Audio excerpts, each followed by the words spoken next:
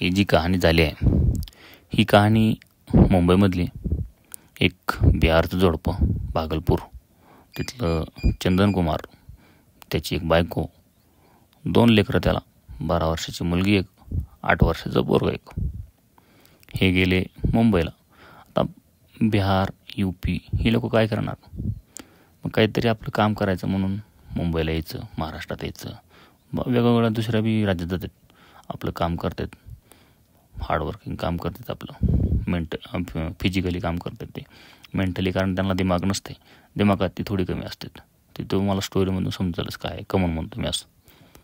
आता मुंबईला गेला. मुंबईला काही दिवस गेल्यानंतर काम करत होता. तिथं अंगावरली कामं राहतात, हमालीचं काम करत होता. मग तिथं कसं आहे, आले ट्रक कर खाली, देतो 500, देतो 400, नाही तर एक पोतं 10 रुपयाला कर, असं अंगावरलं राहते. ते जेवढं करतील तेवढं पेमेंट पडतं. काम करायचं पण त्याला 90 संध्याकाळ लागायची. मग ती आपलं सकाळ संध्याकाळ काम करायचं, हिचं झोपायचं. पण गावाकडची लोक लय बारायची.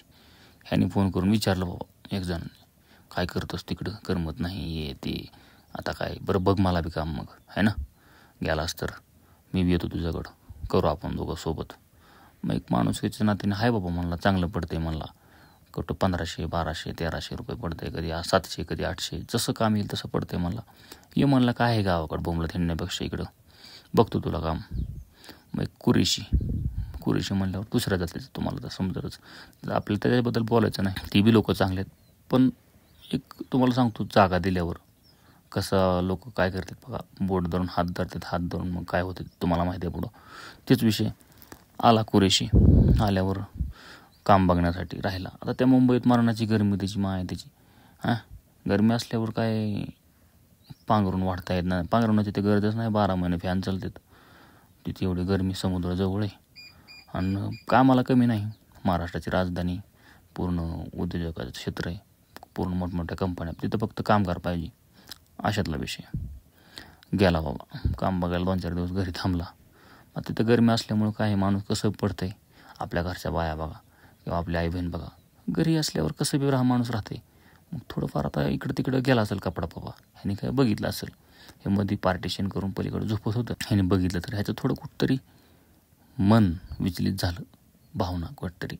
जिथं ताई म्हणत होता आणि जो इथं दादा म्हणत होते किंवा भाऊ म्हणत होते, तिथं यांचं नातं कुठंतरी दुसऱ्या ह्याच्याकडे चाललं. मग ती बाई चांगली होती, बाईचा काही विचार नव्हता, बाईची काही इच्छा नव्हती तशी, पण म्हणायची आपल्याला राहायचे. मग ह्याने काय केलं, आता ह्याचं डोकं सरकलं, ह्याला काम तर गेलं तिकडं गाडवाच्या ह्याच्यात, पण ह्याचा डोळा आता इकडं सरकला. ह्याने काय केलं, मेडिकलमधून जाऊन त्या गोळ्या आणल्या पावरच्या. त्या गोळ्या लई खतरनाक आहेत. आता त्या आणल्यावर ठीक आहे, आणूसतो बाबा. त्याने काय केलं, मग त्या भाजीत टाक, भाकरीत टाक, कुठं टाक, कशात टाक, दुधात टाक, म्हणजे असं हे 9 वाजता 10 वाजता कामाला गेला की ह्याने आपलं असं टाकायचं आणि मजा बघायची. मग एका दिवस ह्याने गोळ्या टाकल्या, तिला काय माहीत नाही, त्या बिचारीने खाल्ल्यावर कधी झाले एक दुसऱ्या पशी जवळ. मग ह्यांचं चालू झालं बाबा जांगडगुत्ता. चालू झाल्यावर आता एकदा बाईला सवय लागली की मग बाई पुन्हा मागं हटत नाही, तुम्हाला सांगतो. त्यामुळं पटरीच्या खाली जर बाई उतरली, मग तिला समजत नाही नेमकं काय चालू काय नाही. मग ह्यांचं सकाळ दुपार चालूच झालं. मग त्या 8 वर्षाच्या पोराने कुठंतरी ह्यांना बघितलं, कुठं तर आपलं तोंडात तोंड घालताना बघितलं असेल. बघितल्यावर ते पोरगं आलं बापाला की सांगितलं, हे असं मला दाढीवालं माणूस मम्मी असं करत होते आणि मी बघितलं म्हणलं. ते बेवडं पहिलं होतं, 90 मारायचं, थोडीफार यायचं, 1000-1500चं काम जरी केलं, 200 रुपयाचे पिऊन यायचं, बोंबलायचं आणि आपलं झोपायचं. काम तर करायचं कमीत कमी, ते बोंबलं तर हिंडत नव्हतं. असं चाला बा तो. सांगितल्यावर दुसऱ्या दिवशी ह्याने काय केलं, तू काय म्हणला, तू काहीच, मी तुला काय बोलणार नाही, तू मला काय बोलू नको, मला काय बोलायचं नाही, तो फक्त तुझं पसारा उचल, बोचकं उचल आणि निघ म्हणला. मला काहीच सांगू नको, काय घेणं देणं नाही मला, तू काय म्हणतोस काय नाही, मला बोलायचंच नाही तुझ्याशी, तू फक्त निघ. मग त्या दाढीवाल्याच्या मनात कुठेतरी सटकर त्याची माय त्याची, म्हणला इथं समजलं मला, कोणीतरी काहीतरी कांडे टाकली, पण समजा नका. ते तिथून तात्पुरतं गेलं निघून. हे गेलं का पुन्हा मग का आपलं कामाला आली महागार ते डबल. ह्यांना फोन बिन झाला, आला की ह्यांचा विचार ठरला, ह्याला तोडवू म्हणला. तो म्हणला तू ह्याच्यासोबत बी राहतेस, माझ्यासोबत बी राहतेस म्हणलं, पिऊन हिंडते, असं करताय तसं करताय, तुला कशाला त्रास म्हणला. याला उडवू म्हणला, मी तुला सांभाळतो ना, 2 लेकरं मी बघतो म्हणला. झाली बाई तयार. मग त्यांनी बोंबलं थिंडण्याच्या आधीची गाडी घेतली होती एक. आता ते आला ते माणूस पिऊन, त्या दिवशी जास्त पिलतं ते, कारण त्याला टेन्शन असतात माणसाला. तू काटा मोडला तर माणूस दिवसभर तळतळ करते. मग असलं म्हणल्यावर 12 वर्षाची होती, 12 वर्षाची ती पोरगी म्हणल्यावर 14-15 वर्ष लग्न झालं त्यांची. युती काय कमी, 15 वर्षाची युती म्हणल्यावर, तुटल्यावर म्हणल्यावर त्याचा तर खटकणारच झाला. खटकलं ते. आलं पिऊन आल्यावर बडबड करायला लागलं आणि बडबड करून झोपलं की ह्या दोघांनी काय केलं, इड्याने त्याचं मुंडकं कापल्यावर आता त्याला बोलता येणार. पहिलंच ते नशात, त्याला काय बोलता येणार आहे. गेलं जागेवर.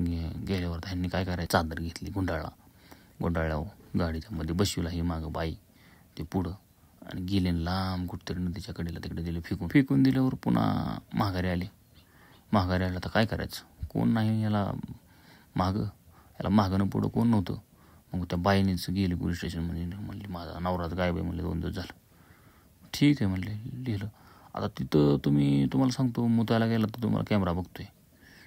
एवढं मोठं झालं म्हणल्यावर कारण आता तुम्ही तुमच्या घरापासून कॅमेरा बघायला पोलिसांनी चालू केलं बा, कुठं काय बघितलं तर समजलं पोलिसाला. मायला ही गाडी घेऊन कुठं चालली याला.